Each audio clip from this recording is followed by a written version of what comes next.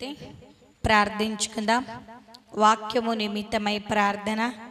మన మధ్యలో ఉన్నటువంటి యోనాథన్ అన్న గారు ప్రార్థనలో నడిపిస్తారు. భూమిని ఆకాశముని సమస్తముని సృష్టించిన దేవా, నీకే స్తుతి స్తోత్రాలు వందనాలు నాయనా. అవునా తండ్రి, నైనా పోయిన ఆదివారం మొదలుకున్న తండ్రి, ఈ ఆదివారం వరకు మమ్మల్ని కరుణించి కాపాడి ఆశీర్వదించి దీవించి రక్షించావు నాయనా. స్తుతించి జ్ఞానం చేసుకుంటున్న ప్రతి ఒక్క ఆత్మని కరుణించి దీవించి కాపాడండి నాయనా. అవునా తండ్రి, ఇప్పుడు నా తండ్రి అమ్మగారు చెప్పిన తండ్రి వాక్యంలోకి వెలుచునగా ఆయన నోటు బుర్రగా నువ్వు ఉండి మా హృదయాలలో నింపి మమ్మల్ని కరుణించి కాపాడి ఆశీర్వదించు దీవించు రక్షించండి నాయనా. నజరేయుడైన యేసు నామమున ప్రార్థించి స్తుతించి అని అడిగి వేడుకుంటున్నాం తండ్రి, ఆమేన్. రాత్రికాలపు ఆరాధనా కార్యక్రమంకు ఏర్పాటు చేయబడినటువంటి లేఖన భాగాన్ని మనం చదువుకున్నాం. మన యొక్క అంశం వచ్చేసి చిక్కులు పెట్టు పాపములు. ఏవి చిక్కులు పెడతాయి అనేది జ్ఞాపకం చేసుకుందాం. ఏవి పాపములు అనేది కూడా జ్ఞాపకం చేసుకుందాం. అందుకోసమే చదువుకున్న లేఖనములలో మనం జ్ఞాపకం చేసుకున్నట్లయితే హెబ్రీలకు రాసిన పత్రిక 12వ అధ్యాయము మొదటి 2 వచనాలను మరొకసారి చదువుకుందాం. ఇంత గొప్ప సాక్షి సమూహము మేఘము వలె మనలను ఆవరించి ఉన్నందున మనము కూడా ప్రతి భారమును సులువుగా చిక్కులు పెట్టు పాపమును విడిచిపెట్టి విశ్వాసమునకు కర్తయు దానిని కొనసాగించువాడునైన యేసు వైపు చూచుచు మన ఎదుట ఉంచబడిన పందెములో ఓపికతో పరిగెత్తుదము. ఆయన తన ఎదుట ఉంచబడిన ఆనందము కొరకై అవమానమును నిర్లక్ష్యపెట్టి సిలువను సహించి దేవుని సింహాసనము యొక్క కుడి పార్శ్వమున ఆసీనుడై ఉన్నాడు. చాలండి. ఈ చదువుబడిన లేఖనములలో మనము జ్ఞాపకం చేసుకున్నట్లయితే మన అంశం ఏంటండి? చిక్కులు పెట్టు పాపములు. ఏవే పాపములు చిక్కులు పెడతాయో కొద్ది నిమిషాలు దేవుని వాక్యాన్ని జ్ఞాపకం చేసుకున్నాం. అందుకోసమే ఇంత గొప్ప సాక్షి సమూహము మేఘము వలె మనలను ఆవరించి ఉన్నందున మనము కూడా ప్రతి భారమును సులువుగా చిక్కులు పెట్టు పాపములను విడిచిపెట్టాలంట. ప్రతి భారమును సులువుగా చిక్కులు పెట్టు పాపములను విడిచిపెట్టి విశ్వాసమునకు కర్తయు యేసు వైపు చూచుచు ఓపికతో మన ఎదుట ఉంచబడినటువంటి పందెములో పరిగెత్తే వారముగా ఉండాలి అని కూడా ప్రభువు నామంన తెలియచేస్తుంటున్నాను. అందుకోసమే మనము జ్ఞాపకం చేసుకున్నట్లయితే సామెతల గ్రంథము 16వ అధ్యాయము 18వ వచనాన్ని ఒకసారి జ్ఞాపకం చేసుకుందాం. 16:18. నాశనమునకు ముందు గర్వము నడుచును, పడిపోవుటకు ముందు అహంకారమైన మనస్సు నడుచును. చాలండి. ఈ చదువుబడిన లేఖనములలో మనము జ్ఞాపకం చేసుకున్నట్లయితే సులువుగా చిక్కులు పెట్టే పాపము ఏమిటి అంటే గర్వం అండి. అందుకోసమే నాశనమునకు ముందు గర్వము నడుస్తూ ఉందంట. పడిపోవుటకు ముందు అహంకారమైనటువంటి మనసు నడుచును అని లేఖనములలోనే మనం చూస్తూ ఉన్నాం. జ్ఞాని అయిన సొలొమోను గారు చాలా చక్కగా తెలియచేస్తూ ఉంటున్నాడు. ఈ రాత్రి కాల వేళలో దేవుడు నీ నాతో కూడా మనందరితో కూడా మాట్లాడుతూ ఉన్నాడు. ఏమీ పాపము అంటే గర్వం అనే పాపము మనలో ఉంటే ఆ పాపమును మనము తీసివేసుకోవాలంట. అనుకుంటాం ఇది కూడా ఒక పాపమా అనుకుంటాం. నాశనానికంటే ముందు గర్వము నడుస్తూ అక్కడ చాలా చక్కగా నాశనమునకు ముందు గర్వము నడుచును. నాశనం అయిపోవాలంటే మొట్టమొదటిగా మనలో ఏమొస్తుందంట? గర్వం అనే పాపం వస్తుందంట. ఆ గర్వం అనే పాపాన్ని ఎప్పుడైతే నువ్వు తీసివేసుకుంటావో ప్రతి భారము సులువుగా చిక్కులు పెట్టు ప్రతి పాపమును కూడా మనం తీసివేసుకోవాలండి. నిజంగా ఈ చిన్న గర్వమే నా జీవితాన్ని నాశనం చేస్తుందండి. ఈ చిన్న గర్వమే, ఈ చిన్న అహంకారమైన మనస్సే మన కుటుంబాలను చిన్నాభిన్నం చేస్తుందండి. ఏంటి గర్వము? నాకేంటి, నేనేంటి అని అనుకునేదే గర్వం అండి. నాకన్నా ఎక్కువ ఎవరు లేరు అనుకుంటాం, అదే ఒక గర్వం అండి. నేను వారి మాట వినాలా అనేదే గర్వం అండి. నిజంగా నాశనానికంటే ముందు కూడా ఏమి నడుస్తుందంట? గర్వము నడుస్తుందంట. నువ్వు పడిపోవడానికి ముందు అక్కడ ఏమి నడుస్తుంది? అక్కడ చూడండి, అహంకారమైన మనసు. నిజంగా మన సంఘంలో చాలామంది సంఘములోను సమాజములోను మరి ఎలా ఉన్నారు? అహంకారమైనటువంటి స్వభావము కలిగినటువంటి వారు, అహంకారమైన మనస్సు కలిగిన వారు ఉన్నారండి. ఏంటి అహంకారమా? మనుషులు ఉన్నా కూడా కనపచ్చి కనపరాక కాళ్ళతో తన్నుకుంటూ పోతారండి. అవునా కదా? ఏమనుకోద్దండి. చాలాసార్లు నేను గమనిస్తుంటా, జరుగు అంటే 2 అక్షరాలతో పోయేది అహంకారంగా నడుస్తూ ఉంటామండి. నిజంగా ఒక్కసారి జ్ఞాపకం చేసుకుందాం. నాశనమునకు ముందు గర్వము నడుస్తుంది, పడిపోవుటకు ముందు అహంకారమైన మనసు నడుస్తుంది. అందుకోసమే సులువుగా చిక్కులు పెట్టే పాపము ఏమిటి అంటే గర్వమే గనక. ఆ గర్వాన్ని మనము తీసివేసుకునే వారిగా ఉండాలి. అందుకోసమే సామెతల గ్రంథము 16వ అధ్యాయం 5వ వచనాన్ని ఒక్కసారి చదువుకుందామండి. గర్వహృదయులందరూ యెహోవాకు ఏయులు, నిశ్చయముగా వారు శిక్ష నొందుదురు. చాలండి. గర్విష్ఠులందరూ, అహంకారులందరూ కూడా ఏం పొందుతారంట? నా మాటలు కాదండి, దేవుని యొక్క వాక్యము. దేవుడే ఈ దినాన మనందరితో కూడా మాట్లాడుతూ ఉన్నాడు. ఏమని? గర్వ హృదయులందరూ యెహోవాకు ఏయులు. గర్వించేవారు, అహంకారమైన మనస్సు గలవారు దేవునికి ఇష్టలు కాదు అని లేఖనములలోనే మనం చూస్తూ ఉంటున్నాం. నిజంగా నువ్వు దేవునికి ప్రియమైన బిడగా ఉండాలంటే నీలో వినయము కలిగినటువంటి స్వభావము ఉండాలండి. నువ్వు దేవునికి ప్రియమైన బిడగా ఉండాలంటే సాత్వికమైన మనసును ధరించుకోవాలండి. దేవునికి ప్రియమైన బిడగా ఉండాలంటే అహంకారమైన మనసును తీసివేసుకోవాలండి. దేవునికి ప్రియమైన బిడగా ఉండాలంటే గర్వాన్ని తీసివేసుకోవాలండి. నిజంగా గర్వము మనలో ఉంటే మనము ఆశీర్వదింపబడము అనేది జ్ఞాపకము చేసుకునే వారిగా ఉండాలి. అందుకోసమే అక్కడ మనం జ్ఞాపకం చేసుకుని, గర్వ హృదయులందరూ యెహోవాకు.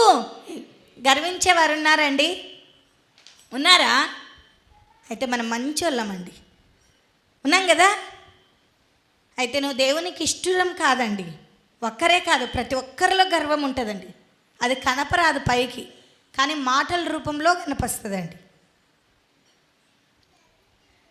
అందుకోసమే ఒకవేళ నువ్వు దేవునికి ఇష్టంగా ఉండాలంటే ఆ అహంకారమైన మనసును, ఆ గర్విష్ఠితనాన్ని నువ్వు తీసివేసుకునే బిడగా ఉండాలి. అక్కడే మనం చూసుకున్నట్లయితే నిశ్చయముగా వారు ఏం పొందుతారంట? శిక్షను అందుతారంట. నిజంగా శిక్షకు మనం పాత్రులం కాకూడదండి. రక్షణను పొందే వారముగా ఉండాలి. రక్షణను కొని తెచ్చుకునే వారముగా ఉండాలి. శిక్షకు పాత్రులముగా ఉంటే మనలో ఏముంటుందంట? అహంకారమైన మనస్సు, గర్వము మనకు ఉంటుంది.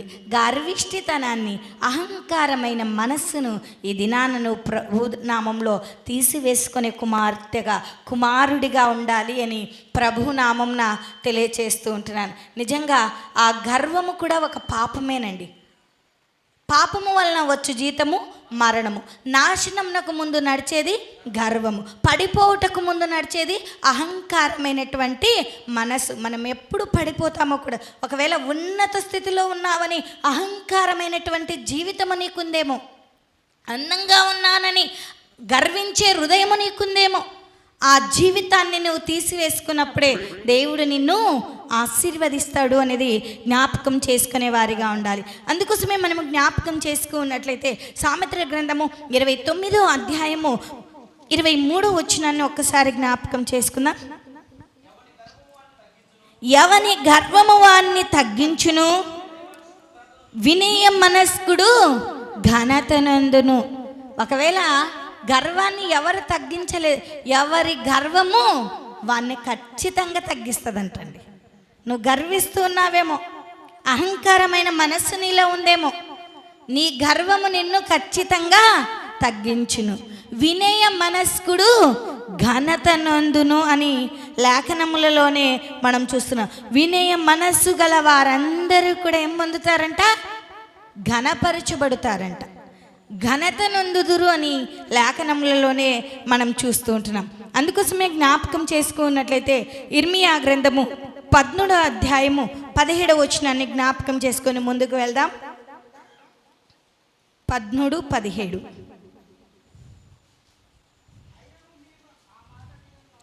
అయినను మీరు ఆ మాట విననొల్లని ఎడల మీ గర్వమును బట్టి నేను చాటున ఏడ్చుదును. యెహోవా మంద చెరపట్టినందున నా నేత్రము బహుగా వలపోయుచు కన్నీరు విడిచుచు నుండును అని లేఖనములలోనే మనం చూస్తూ ఉంటున్నాం. సులువుగా చిక్కులు పెట్టే పాపం ఏమిటంటండి? మొట్టమొదటిగా మనం అనుకుంటున్నాం, నేనేం పాపం చేయలేదండి, నేనేమి లోకంలో లోకిష్టానుసారంగా ఉండడం లేదండి. ఇది కాదండి పాపము. గర్వము కూడా ఒక పాపమేనండి. అహంకారమైన మనసు కూడా పాపమేనండి. గర్వ హృదయులందరూ కూడా యెహోవాకు ఏయులు అని లేఖనంలోనే మనం చూస్తున్నాం.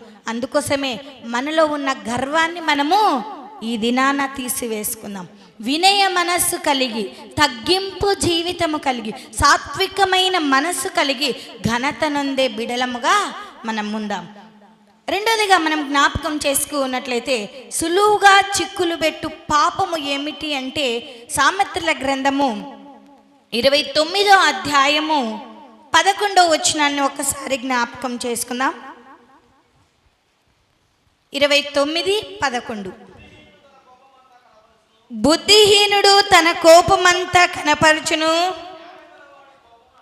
జ్ఞానము గలవాడు కోపమును అణుచుకొని దానిని చూపకుండును. చాలండి. ఈ సామెతల గ్రంథం అనగానే దేని గురించి రాయబడిందండి? జ్ఞానమును గురించి. సొలొమోను కాదండి, రాసింది సొలొమోనే, కానీ దేని గురించి రాయబడిందంటే జ్ఞానమును గురించి మాత్రమే రాయబడిందండి.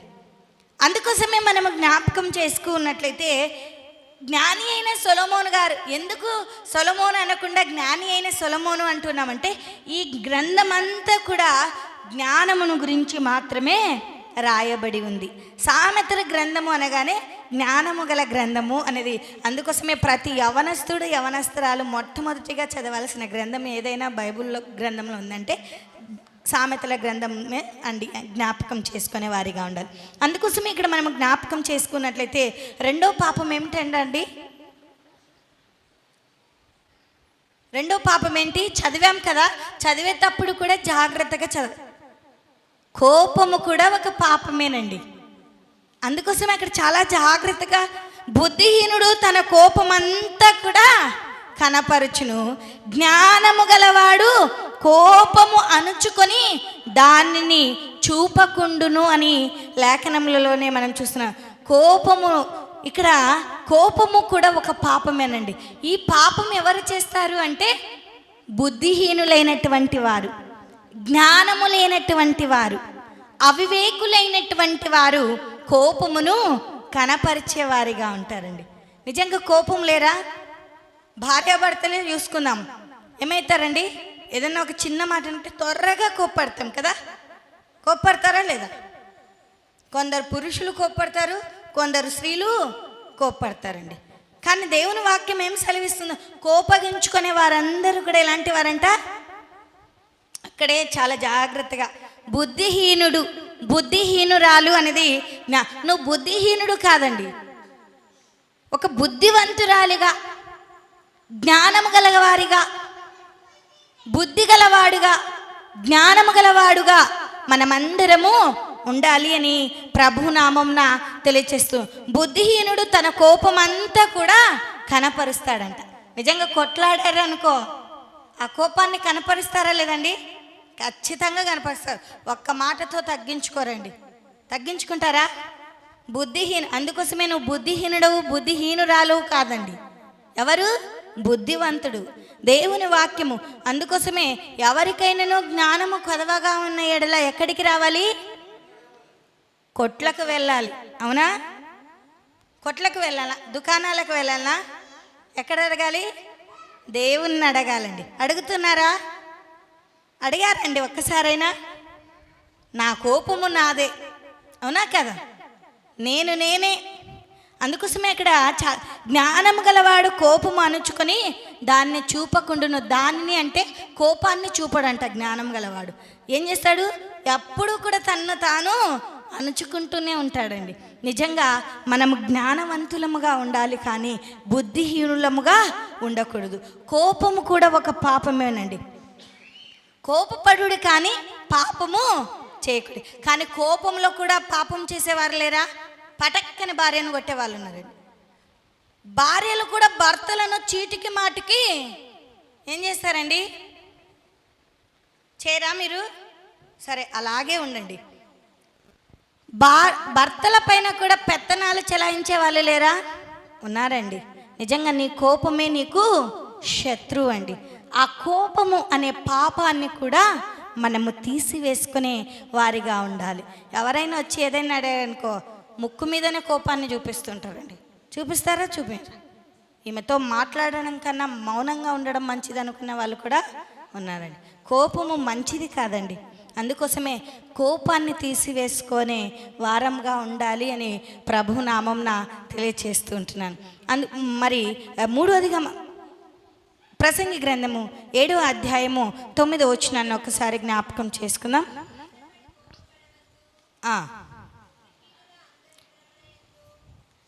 7:9 ఆత్రపడి కోపపడవద్దు, బుద్ధిహీనుల అంతరింద్రియముల యందు కోపము సుఖ నివాసము చేయును. ఈ చదువుబడిన లేఖనములలో మనము జ్ఞాపకం చేసుకున్నట్లయితే తొందరపడి కోప్పడకూడదంట. కానీ మనకు తొందర ఎక్కువ అండి, అవునా కదా? ఎందుకంటే మనం ఎక్కడున్నాం? పాపలోకంలోనే ఉన్నాం గనక ఈ పాపం అనేది కూడా, కోపం అనేది కూడా పాపమే గనక తొందరపడి కోపపడకూడదు. అందుకోసమే ఆతురతపడి కోపపడవద్దు, బుద్ధిహీనుల అంతరింద్రియముల యందు కోపము సుఖ నివాసము చేయును అని లేఖనములలోనే మనం చూస్తున్నాం. బుద్ధిహీనుల అంతరింద్రియముల యందు కోపం ఏం చేస్తుందంట? సుఖ నివాసము చేస్తూ ఉందంట. నిజంగా కోపము మనలో ఉంటే ఈ దినాన ప్రభు నామంలో తీసివేసుకునే కుమారుడిగా, కుమార్తెగా మనం ఉందాం. కోపము చాలా ప్రమాదకరం అండి. కోపం వచ్చినప్పుడు కత్తితో కూడా కొడతారా లేదా? అందుకోసమే బుద్ధిహీనుడు అంతరింద్రియములందు కోపం ఏం చేస్తుందంట? సుఖ నివాసము చేయును అని లేఖనములలోనే మనం చూస్తున్నాం. నిజంగా తల్లి కొడుకులు ఉన్నారు, ఏదైనా మాట వచ్చినప్పుడు ఏం చేస్తారు? ఏదైనా మాట అన్నారనుకో, ఆ కోపంను చాలామంది కోపడుతుంటే ఏమంటారు? బీపీ ఎక్కువైందేమో అంటారు, అవునా కదా? లేదా బీపీ డౌన్ అయిందేమో అంటారు. బీపీ ఎక్కువైనందుకే ఎప్పుడు చీటికి మాటికి కోపం కాదండి. బుద్ధిహీనులుగా ఉన్నాము గనకనే కోపం. తల్లి కొడుకు ఉన్నారంట, ఏదైనా ఒక మాట పొరపాటుగా వచ్చినప్పుడు అమ్మ ఏమైనా అన్నప్పుడు కొడుకు ఏం చేశాడంట? ఆ కోపమును పట్టుకోలేక రాయి మీదనో, కరెంటు బోర్డుల మీదనో, లేకపోతే దేని మీదనో కదా. కానీ ఎవరికి నష్టము? నీకే నష్టం అండి. నిజంగా ఒక కుటుంబంలో జరిగినటువంటి సంఘటన. నిజంగా ఒక్కసారి మనల్ని కోపపడుట వలన ఏం కలుగుతుంది? నష్టం కూడా కలుగుతుందంట. ఆ కోపాన్ని మనం తీసివేసుకునే వారంగా ఉండాలి అని ప్రభు నామంన తెలియచేస్తూ ఉంటున్నాను. మరి మూడోదిగా మనం జ్ఞాపకం చేసుకున్నట్లయితే ఏది సులువుగా చిక్కులు పెట్టు పాపము ఏది? మూడోది అంటే ఆదికాండము 37వ అధ్యాయము 11వ వచనాన్ని ఒక్కసారి జ్ఞాపకం చేసుకుందాం. ఆదికాండము అతని సహోదరులు అతని యందు అసూయపడిరి, అయితే అతని తండ్రి ఆ మాట జ్ఞాపకం ఉంచుకొనెను. చాలండి. ఈ చదువుకున్న లేఖనములలో మనము జ్ఞాపకం చేసుకున్నట్లయితే ఏది పాపము అంటే అసూయ కూడా ఒక పాపమేనండి. ఓర్చలేని తనము కూడా ఒక పాపమేనండి. నా మాటలు కాదండి, దేవుని వాక్యాన్ని నేను తెలియచేస్తున్నాను. అసూయ అనే పాపము మనలో ఉంటే ఆ పాపాన్ని ఈ దినాన కడిగి వేసుకుందాం వాక్యంతో. అందుకోసమే ఈ చదువుకున్న లేఖనంలో మనము జ్ఞాపకం చేసుకున్నట్లయితే అతని సహోదరులు అతని యందు అసూయపడ్రి. ఎవరి యందు అసూయపడినారంట? అక్కడ ఒక వ్యక్తి కనిపిస్తారండి. ఆ వాక్య భాగాన్ని మనం చదివినప్పుడు యోసేపు యొక్క అన్నదమ్ములు యోసేపును చూచి అసూయపడుతూ ఉన్నారంట. అయితే అసూయ వలన ఎవరికి నష్టం కలుగుతుంది? వారికే నష్టం కలుగుతుంది, కానీ యోసేపుకు ఎలాంటి నష్టం అనేది కలగలేదండి. అసూయ అనే పాపమును ఎప్పుడైతే తీసివేసుకుంటామో అప్పుడే మనము ఆశీర్వదించే జనాంగముగా, ఆశీర్వదించే కుమారుడిగా, ఆశీర్వదింపబడే కుమార్తెగా ఉంటావు. అసూయ నీలో ఉన్నంత వరకు నువ్వు అభివృద్ధి చెందవు అనేది జ్ఞాపకం చేసుకునేవారిగా. అసూయను మనలో ఉంటే అసూయను దినాన తీసివేసుకుని అతని సహోదరులు అతని యందు అసూయపడి అయితే అతని తండ్రి ఆ మాట జ్ఞాపకము ఉంచుకొనెను అని లేఖనములలోనే మనం చూస్తుంటున్నాం. మత్తయి సువార్త 27వ అధ్యాయము 18వ వచనాన్ని జ్ఞాపకం చేసుకుందాం. త్వరగా అండి. 27:18 17 నుంచి చదవండి. కాబట్టి జనులు కూడి వచ్చినప్పుడు పిలాతు, నేనెవరిని విడుదల చేయవలనని మీరు కోరుచున్నారు? బరబ్బనా లేక క్రీస్తు అనబడిన యేసునా అని వారిని అడిగెను. ఏలయనగా వారు అసూయ చేత ఆయనను అప్పగించిరని అతడు ఎరిగి ఉండెను అని లేఖనములలోనే మనం చూస్తూ ఉంటున్నాం. అసూయ చేత క్రీస్తును కూడా అప్పగించినట్లు మనం చూస్తుంటున్నాం. అందుకోసమే పిలాతు అడుగుతున్నా, నేను ఎవరిని విడుదల చేయాలని అడిగినప్పుడు ఎవరిని విడుదల చేయమన్నారు వాళ్ళు? నిజంగా ఒక్కసారి జ్ఞాపకం, మనలో కూడా అసూయను బట్టి మనం కూడా ఏం చేస్తుంటాం? బాగా సరిపోయిందిలేండి అంటుంటారా లేదా? ఖచ్చితంగా అంటారు. అసూయ కూడా ఒక పాపమేనండి. ఒకవేళ అసూయ అనే పాపం మనలో ఉంటే ఆ పాపాన్ని ఇది నాన్న కడిగి వేసుకునే వారంగా ఉండాలి అని ప్రభు నామంన తెలియజేస్తుంటున్నాను. సామెతల గ్రంథము 6వ అధ్యాయము 32వ వచనాన్ని జ్ఞాపకం చేసుకుందాం. 6:32 త్వరగా అండి.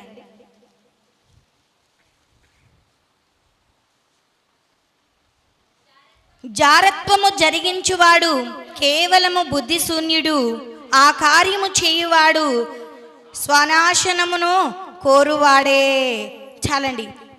ఈ చదువున లేఖనములలో మనము జ్ఞాపకం చేసుకున్నట్లయితే జారత్వము జరిగించువాడు కేవలము బుద్ధిశూన్యుడు, బుద్ధిహీనుడు, బుద్ధి లేనివాడు అనేది జ్ఞాపకం చేసుకునే వారిగా ఉండాలి.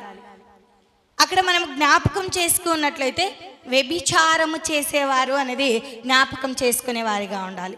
ఇతరులను మోహించేవారు అనేది జ్ఞాపకం చేసుకో, అది కూడా భయంకరమైనటువంటి పాపం అండి. ఆ పాపాన్ని మనము తీసివేసుకునే వారిగా ఉండాలి. వ్యభిచారము, జారత్వము అనేది కూడా ఒక పాపమే అనేది జ్ఞాపకం చేసుకొని, ఆ పాపంలో నువ్వు పడిపోయావు అనుకో, నీవు తేరుకోలేవు, నీ కుటుంబము తేరుకోలేదు. నీ కుటుంబానికి అవమానము, నీకు అవమానము, ఎక్కడ పోయినా కూడా నీ మాటకు విలువ ఉండదు అనేది జ్ఞాపకం చేసుకునేవారిగా. ఒకవేళ తెలుసో తెలియకో నువ్వు జారత్వమును జరిగించి ఉంటే, బుద్ధి శూన్యుడిగా నువ్వు ఉంటే, బుద్ధిహీనురాలిగా నువ్వు ఉంటే, ఆ యొక్క లక్షణాన్ని నువ్వు తీసివేసుకునే వారిగా ఉండాలి. సులువుగా చిక్కులు పెట్టు పాపము ఏది అంటే వ్యభిచారము కూడా చిక్కులు పెట్టే పాపమేనండి. ఆ పాపాన్ని నువ్వు తీసివేసుకునే, జారత్వాన్ని నీవు తీసివేసుకునే కుమారుడిగా, కుమార్తెగా ఉండాలి అని ప్రభునామంన తెలియచేస్తూ ఉంటున్నాను. మరి 5వదిగా జ్ఞాపకం చేసుకున్నట్లయితే ఫిలిప్పీలకు రాసిన పత్రిక 3వ అధ్యాయము 19వ వచనాన్ని జ్ఞాపకం చేసుకుందాం. 3:19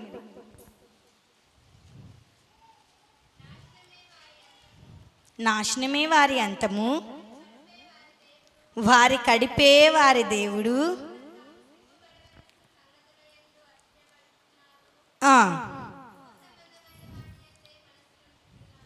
భూ సంబంధమైన వాటి యందే మనసు ఉంచుచున్నారు. నాశనమే వారి అంతము, వారి కడిపే వారి దేవుడు. ఇక్కడ ఎవరు ఏ లక్షణం కనిపిస్తుందండి? నాశనమే వారి అంతము, వారి కడిపే వారి దేవుడు. వారు తాము సిగ్గుపడవలసిన సంగతుల యందు అతిశయపడుచున్నారు. భూ సంబంధమైన వాటి యందే మనసు ఉంచుచూ ఉన్నారు. అనగా ఇక్కడ ఎవరు కనపడుతూ ఉన్నారు అంటే భోజన ప్రియులు కనపడుతూ ఉన్నారండి. నా కడుపు నిండితే చాలే, ఎవరు ఎట్లా ఉన్నా పర్వాలేదు అనుకున్న వాళ్ళు లేరా? ఉన్నారా లేదా? అమ్మా, నీ భర్తను ఎప్పుడైనా అడిగావా? చాలామంది కలిసి భోంచేయరండి, ఎవరి ఇష్టానుసారంగా వాళ్ళు. నిజంగా దేవుని వాక్యం సెలవిస్తుంది, భోజన ప్రియత్వము కూడా పాపమేనంట. అందుకోసమే సామెతల గ్రంథము 23వ అధ్యాయము 21వ వచనం నుంచి చదువుకుందామండి. త్రాగుబోతులను, త్రిండుబోతులను, దరిద్రులగుదురు, నిద్రమత్తు సింపిరిగుడ్డలు,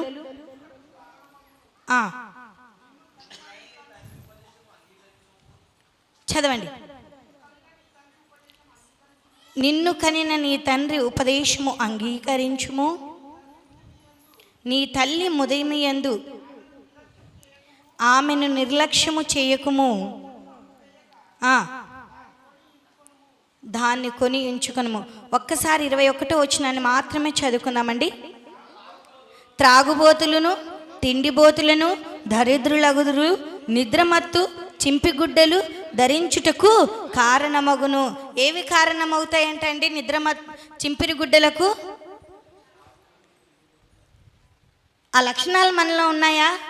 చిక్కులు పెట్టే పాపము ఏమిటి అంటే త్రాగుబోతుతనము, తిండిబోతుతనమేనండి. నా మాటలు కాదు, ఇక్కడ లేఖనం. త్రాగుబోతులను, తిండిబోతులను దరిద్రులవుతారంట. నువ్వు దరిద్రుడవు కాదండి, నువ్వు ధనవంతుడైన దేవుణ్ణి కలిగి ఉన్నావు గనక ధనవంతురాలిగానే ఉండాలి. కానీ నువ్వేం చేస్తున్నావు? దరిద్రులను అవుతానని త్రాగుతూ ఉన్నావు, మత్తుకు బానిసై తిరుగుతున్నావు, నీ కుటుంబాన్ని నువ్వు పట్టించుకోకున్నావు, దరిద్రతను నీ కుటుంబానికి కొని తెచ్చుకునే వాడిగా ఉంటున్నావు. కనుక ఆ త్రాగుబోతుతనం వల్ల నీకు అవమానం, నీ కుటుంబానికి అవమానం. ప్రియ దేవుని కుమారుడా, ఆ త్రాగుబోతుతనం వల్ల వచ్చిన ప్రయోజనము ఏమీ లేదు, కానీ నీ శరీరం అంతా కూడా బలహీనతలోనికి వెళ్తుంది, నీ అవయవాలన్నీ కూడా దెబ్బతింటాయి గనక మరి దేవుడిచ్చినటువంటి అవయవాలు దేవుని పనికై వాడబడాలి, కానీ దేవుని సన్నిధానానికి రావడానికి వాడబడాలి, కానీ దేవుణ్ణి స్తుతించడానికి వాడబడాలి, కానీ దేవుణ్ణి మహిమపరచడానికి, దేవుని యొక్క సన్నిధానమునకు నడచడానికి వాడబడాలి. కానీ నువ్వేం చేస్తున్నావు? నీ యొక్క శరీరాన్ని, దేవుడిచ్చిన శరీరాన్ని నువ్వేం చేస్తున్నావండి? ఎందుకు పనికిరానితనంగా చేసేస్తున్నావు. ఎలా? త్రాగిపోతున్నావు, కిడ్నీలు ఫెయిల్యూర్ అంటున్నావు, త్రాగుబోతుతనము, లివర్ దెబ్బతింది అంటున్నావు. నిజంగా ఒక్కసారి చూసుకో, నీ విలువైన జీవితాన్ని ప్రభువుకు మాత్రమే ఇస్తే ప్రభువు నిన్ను ఎంతగానో ఆశీర్వదిస్తాడు. అందుకోసమే త్రాగుబోతులను, తిండిబోతులను, చాలామంది తిండికి ప్రియులుగా ఉంటారండి, లేరా? భోజన ప్రియులు లేరా అండి? ఉన్నారు. ఏది చూస్తే అది. నిజంగా భోజనం తిండిబోతులు కూడా దరిద్రులే అని లేఖనంలో తగు మాత్రము తినాలండి. నిద్రమత్తులు కూడా చింపిగుడ్డలు ధరించుటకు కారణమవు. నిద్రమత్తు కూడా దరిద్రతకు కారణమవుతుంది గనక మనలో ఉన్నటువంటి ఆ లక్షణాన్ని మనము త్రాగుబోతుతనాన్ని, తిండిబోతుతనాన్ని, నిద్రమత్తును మనము తీసివేసుకునే బిడలంగా ఉండాలి అని ప్రభునామంలో ఆరోది సోమరితనము కూడా సులువుగా చిక్కులు పెడుతూ ఉందంట. సామెతల గ్రంథము 19వ అధ్యాయం 25వ వచనాన్ని త్వరగా చదువుకుందాం. అక్కడే 19:25. అపహాసకులు దండింపబడగా చూచి జ్ఞానము లేనివారు జ్ఞానము నొందుదురు, వివేకులను గద్దించిన ఎడల వారు జ్ఞానవృద్ధి నొందుదురు. చాలండి, ఈ చదువుకున్న లేఖనములలో మనం జ్ఞాపకం చేసుకున్నట్లయితే 15వ వచనాన్ని ఒకసారి చదువుకుందామండి. సోమరితనము గాఢ నిద్రలో పడవేయును, సోమరివాడు పస్తు ఉండును అని లేఖనములలోనే మనం చూస్తున్నాం. సామెతల గ్రంథం 19:15. సోమరితనము ఏం చేస్తుందంట? గాఢ నిద్రలోనికి పడవేస్తుందంట. ఆ సోమరితన లక్షణాన్ని కూడా అది కూడా ఒక పాపమేనండి. ఆ పాపాన్ని నువ్వు తీసివేసుకునే అది ఏం చేస్తుందంట? ఆ సోమరితనము నీ కుటుంబాన్ని అంటే ఉపవాసం ఉంచుతుందంట. ఏమీ లేని దానిగా, ఏమీ లేని వాడిగా నువ్వు ఉంటావు అనేది జ్ఞాపకం చేసుకో. చివరిగా జ్ఞాపకం చేసుకున్నట్లయితే ధనాశ కూడా ఒక పాపమేనండి. 1 తిమోతికి రాసిన పత్రిక 6వ అధ్యాయం 10వ వచనం. టైం అయిపోయింది, త్వరగా చదవండి. 1 తిమోతి 6:10.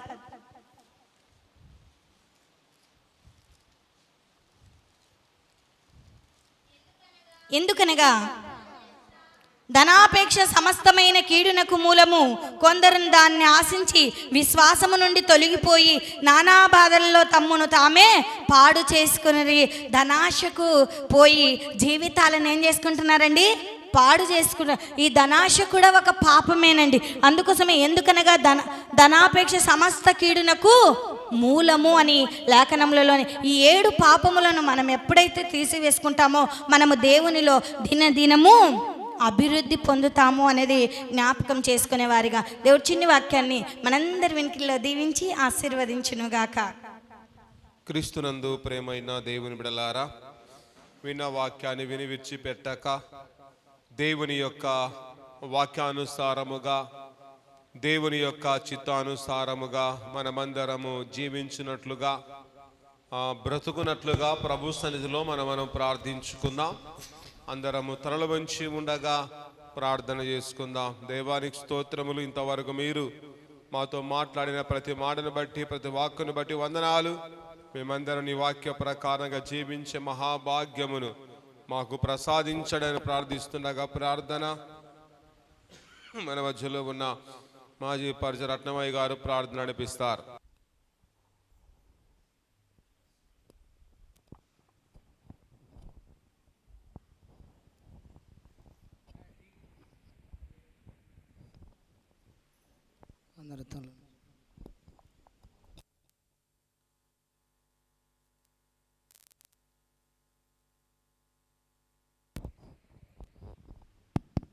అందరి తల ఉంచినట్లయితే ప్రార్థన చేసుకున్నాం. కృపా సంపూర్ణ అవున ప్రభు ఇక్కడ దీవించిన ఆశ్రయించిన ప్రవాస అవున ప్రభు అమ్మగారు చెప్పిన వాక్యం ఈ హృదయం పలింపు చేస్తారు, సహాయం తెచ్చండి నా ప్రభు. అవున ప్రభు వాక్యం సారంగా జీవిస్తారు, సహాయం తెచ్చండి నా ప్రభు. ఇక్కడ శిల్పేటని దీవించండి, ఆశ్రయించండి ప్రభు. అవున ప్రభు ఎంతమంది రాలేకమైన కూడా నా ప్రభు బిడ్డను త్వరగా రప్పించండి, బిడ్డను మనసు మార్చండి ప్రభు. వాక్యం సారంగా జీవిస్తారు, సహాయం తెచ్చండి నా ప్రభు. అవున ప్రభు చెప్పిన వాక్యం అసలు దీవించండి, ఆశించండి, సార్ కుటుంబాన్ని దీవించండి, ఆ బంధువులు ఇక్కడ శుభ్రంగా దీవించండి, చేస్తే